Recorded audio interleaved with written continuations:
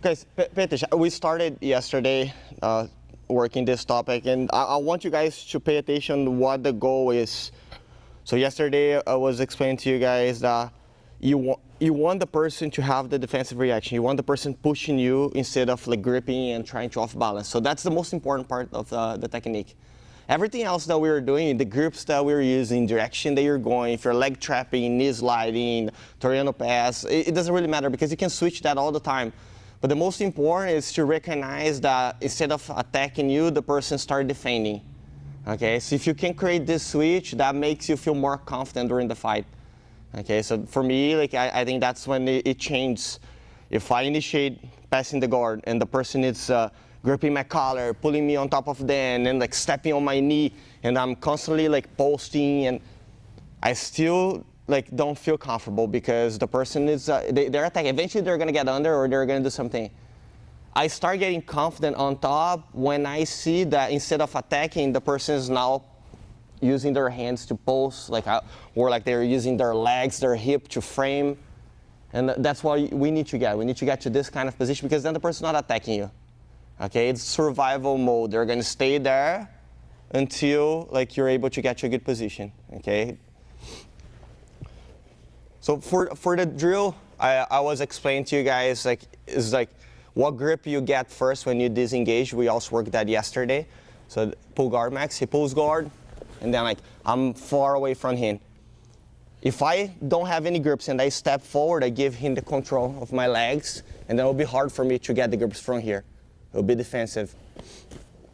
So normally, when you have this distance, you're the one that will pick the grips first because you can control how far you are from the person. Like, normally people go for double pants. It's a good grip because we will give you the chance to do the first attack. The problem is the stabilizing part.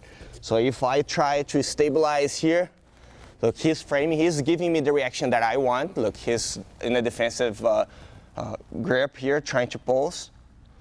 But like now I need to switch my grip to a pass. So when you try to switch, that's when the person escapes.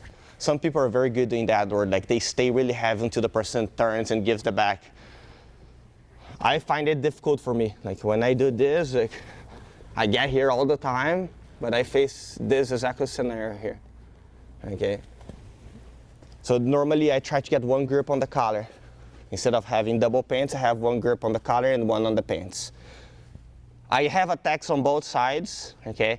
So normally what you're gonna do, you're gonna have to deal with the free leg. He said if I go to this side here, the free leg will become a lasso or a shallow lasso on your shoulder.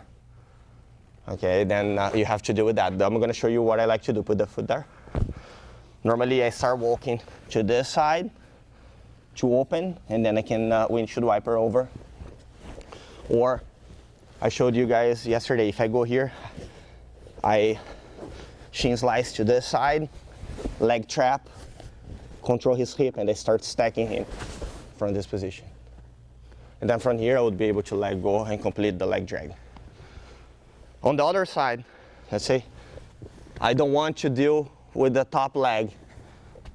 I'm gonna deal with the bottom leg. So if I go to the other side, now the same free leg, it's unbodied.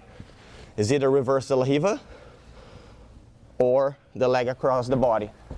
If the leg is across the body, like I like it better than reverse de la Riva, to be honest, because I feel I can hit the side. So I start moving back, look, my knee goes up, I windshield wiper over. Again. I'm here, look, the leg is across, framing.